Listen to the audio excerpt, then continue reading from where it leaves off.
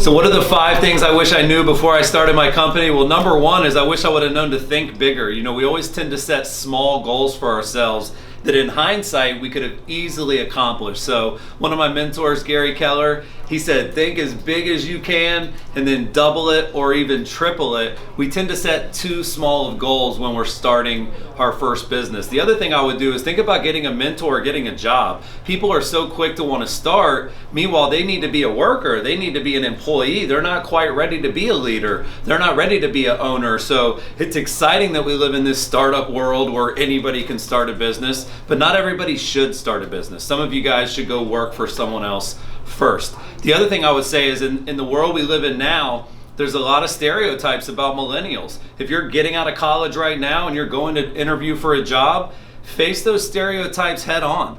Let them know that you're hardworking. Let them know that you're going to be loyal. You know, if you know that the world thinks of you as a certain way, you got to be willing to prove them wrong. You got to make that a part of your interview process. The 4th tip would be change. You have to understand that nothing that you're going to start out doing is going to be what you end up doing. Think about Amazon.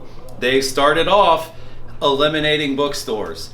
Now they're sending rockets into outer space and they're opening bookstores. So no one ever really knows where things are headed. We'd all like to think we do, but we don't. So be ready to change, be excited about change, embrace change. The last tip for you guys, tip number 5, probably the most important, would be passion. Passion is what's going to power profit. Things are not always easy when you're an entrepreneur. Things are not always easy during your work life. So as long as you love what you do, it makes getting through those tough days a little bit easier. It also makes waking up and working hard throughout your whole career a lot more fun. When you're doing what you would do for a living, you would do it for free. So follow your passion, be ready to change, prove them wrong, make sure you have a great mentor, and think big.